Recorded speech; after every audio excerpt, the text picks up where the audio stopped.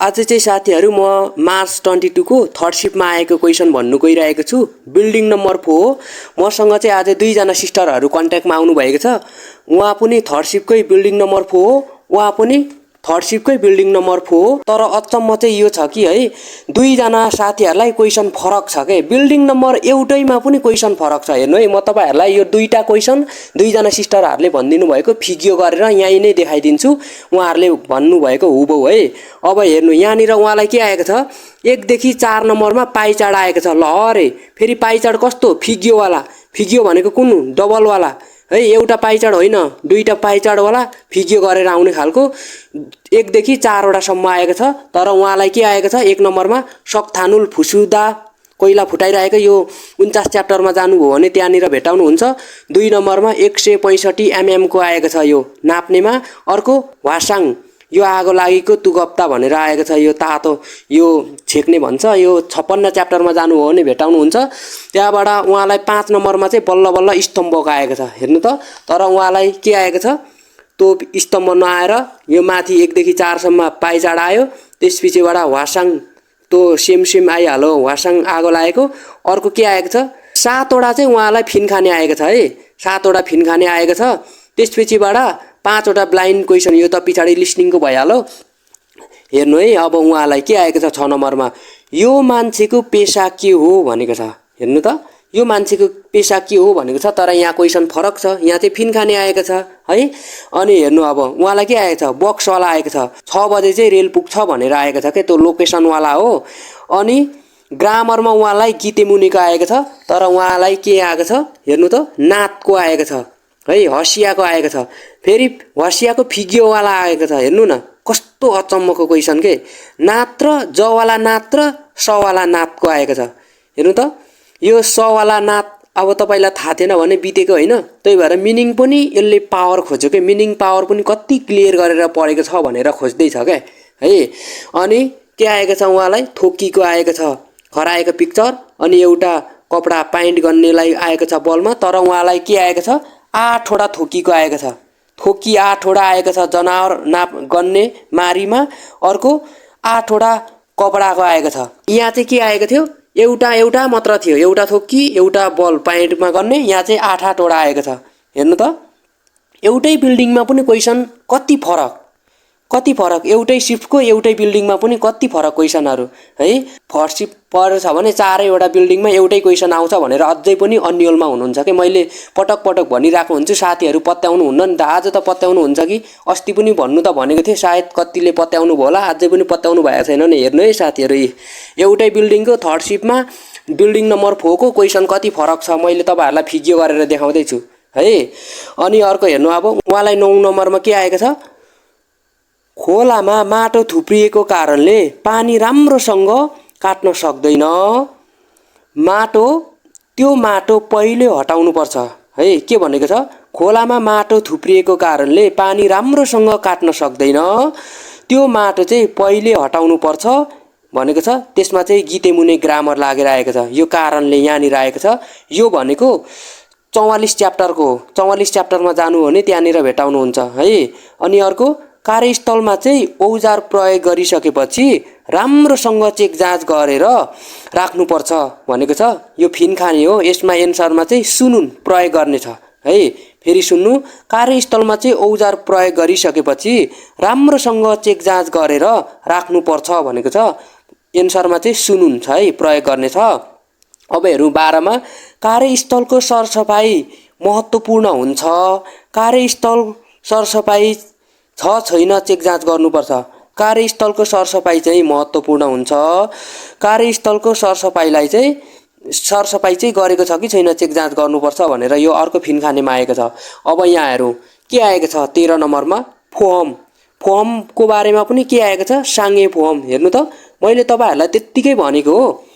कोरियाले एचआरडीले नि दैनिक जीवनमा के छ युज हुन्छ हाम्रो जीवनमा, सबैभन्दा आवश्यक पर्ने कुराहरूको बारेमा, प्रयोग हुने सामानहरूको बारेमा मैले बढी सोध्छ भनेको थिएँ कि थिएन भन्नु त। अघि बिहान पनि भनेको थिएँ मैले। हेर्नु त, फोम हाम्रो दैनिक जीवनमा आवश्यक कुरो हो कि होइन।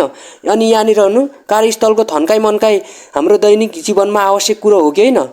यही कुराहरू यति धेरै मेनुमा सोधेको छ कि साथीहरू मलाई त्यही भएर थाहा भएर मैले तपाईहरुलाई भनिदिएको हो के ए यिनीहरूले त हाम्रो दैनिक जीवनमा जे इम्पोर्टेन्ट छ त्यो कुरालाई बढी फोकस गरेर सोध्दो रहेछ भनेर त्यहाँदेखि मलाई थाहा भएको त्यहाँदेखि मैले तपाईहरुलाई भन्नु थालेको के है जो कोहीले तपाईहरुलाई भन्दैन है फर्मको कति इम्पोर्टेन्ट रहेछ भनेर अब त थपाउनु भयो होला नि हैन अब हेर्नु सांगे फर्म भनेको कम्पनी भन्दा बाहिर चोटपटक लाग्ने त्यसको के आएको छ मुआसे थ्यानमा आएको छ है मुआसे थ्यानमा आएको छ अनि अर्को याङ्गेजाङ कुखुरा फार्मको बारेमा आएको छ अब यो एग्रीकै हो एग्रिकल्चर सम्बन्धी नै आइहाल्ने भइहाल्यो हैन 46 च्याप्टरमा जाएर हेर्ने कुखुरा फार्मको बारेमा औइमा आएको छ है मुआसे थ्यानमा हैन अनि छुमुन हादा अर्डर गर्नुको सिकिदा भनेर फिसुथानमा आएको छ अनि यहाँ पनि आएको छ उहाँलाई पनि शिक्षारुल छुमुन हादाको सिकिदा भनेर आएको छ उहाँलाई चाहिँ शिक्षारुल छुमुन हादाको सिकिदा भनेर आएको छ यहाँ चाहिँ छुमुन हादाको सिकिदा भनेर सिधै आएको छ है फिसुतानमा यसरी आएको छ अनि ख्वान्गे नुनमा हेर्नु त यो 56-57 च्याप्टरमा जानु भने त्यहाँनिर भेटाउनुहुन्छ सिलसुरेङेकको वास्तविक रूपमा पाउने रकमको बारेमा ख्वान्गे नुनमा आएको छ फेरि अर्को पनि ख्वान्गे नुन आएको छ के साङ्गेगुम है साङ्गेगुम बोनस साङ्गेगुम बोनस यो गुम हो अनि सिक्दे खानाको खर्च सुदाङ भत्ता यिनीहरू पनि ख्वान्गे नुनमा आएको यो 57 च्याप्टरमा हो त्यहाँ गएर भेटाउनुहुन्छ यिनीहरूको पनि ख्वान्गे नुनमा आएको है तर उहाँलाई त त्यस्तो आएको छैन नि उहाँलाई के आएको छ मान्छेले मरेको ठाउँमा जाँदा के कस्तो कपडा साथै के कुराहरू चाहिँ गर्नुपर्छ भन्ने बारेमा व्याख्या गरेको थियो अरे के त्यसमा चाहिँ एन्सरमा चाहिँ के छोई गुम 26 च्याप्टरमा जाने त्यहाँनिर भेटाउनुहुन्छ 26 कि 27 च्याप्टर हो त्यहाँ छोई गुम र छुकी गुम भन्ने छ मैले तपाईहरुलाई अस्ति पनि भनेको है छोकी गुम र छोई गुमको एकदम धेरै इम्पोर्टेन्ट छ भनेको जसले मैले भनेको भिडियो क्लियरली कम्प्लिटली हेर्नु भएको छ उहाँ साथीहरुलाई यति फाइदा छ साथीहरु मैले त्यतिकै तपाईहरुलाई भिडियो दोहोऱ्याएर हेर्नु भनेको हैन नि त हेर्नु त त्यतिखेर मैले तपाईहरुलाई यिनीहरु पढ्नु भनेको हो कि हैन मेनुमा आएको क्वेशन हो भनेको हो कि हैन त्यही क्वेशन फेरि आज दोहोरियो कि दोहोरिएन दोहोरिएपछि जसले हेर्नुभयो तपाईहरुलाई फाइदा भयो कि भएन है यस्तो हुन्छ के भनेको मान्नेहरुलाई है यस्तो हुन्छ भनेको मान्नेहरुलाई यति फाइदा हुन्छ अब हेर्नु 21 नम्बरमा ओरिजिनल र डुप्लिकेट फेरि दोहोरिएछ हेर्नु है ओरिजिनल र डुप्लिकेट दोहोरिएको छ फेरि दुई जनालाई नै फरक आएको छ हेर्नु है अब यहाँ के आएको छ वेसिक र युसिकको आएको छ हेर्नु त ओरिजिनल र डुप्लिकेटमा 21 मा आएको वेसिक र युसिकको आएको छ है तर उहाँलाई के को आएको छ फेरि हेर्नु त वावी र उवे हेर्नु न कस्तो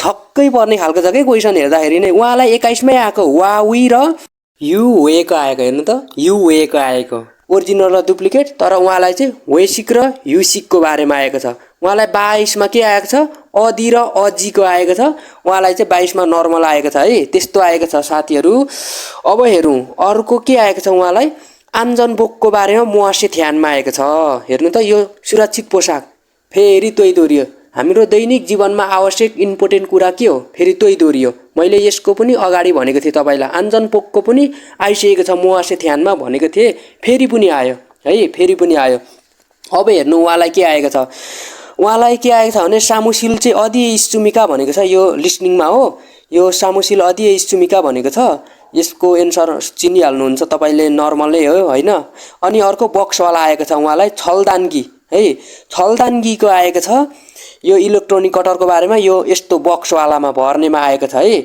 भर्नेमा आएको छ साथीहरु ल हेर्नु त साथीहरु क्वेशन एकै दिनको एउटै शिफ्टमा एउटै बिल्डिङमा क्वेशन यति फरक आएको छ भनेपछि हामीलाई क्वेशन कस्तो आउँदै रहेछ भनेर केही भर हुँदै रहेछ त साथीहरु भर हुँदैन रहेछ नि तर भर चाहिँ यति हुन्छ कि अगाडिको क्वेशन तपाईले मज्जाले पढ्नु भएको छ मैले बनाएको क्वेशनहरु दोहोराई मज्जाले हेर्नु भएको छ भने 100% हो 39-40 चाहिँ हान्नु हुन्छ है मैले फेरि यो तपाईलाई यताउता भनेको हैन नि साथीहरुले भिडियो मज्जाले हेर्नु भएको छ उहाँहरुले हानेको स्कोर देख्दाखेरि अनि क्वेशन दोहोरिएको देख्दाखेरि चाहिँ तपाईहरुले सक्नुहुन्छ भनेको है मैले है अब नजिक एक्जामहरु आउँदैछ साथीहरु नडराउने यो अवस्थामा स्ट्रङ बन्ने जस्तो क्वेशन पनि गर्न सक्छु भन्ने हिम्मत राख्ने माइन्डसेट चाहिँ एकदम स्ट्रङ बनाउने तपाईहरुको एक्जाम राम्रो हुन्छ अनि क्वेशनहरु देखिहाल्नु होला कुनैको भर हुँदैन है अनि यस्तै हो। ब्लाइन्ड क्वेसन पनि अलिक धेरै आएको छ है साथीहरू। ब्लाइन्ड क्वेसन चाहिँ एकदम राम्ररी प्र्याक्टिस गर्नु होला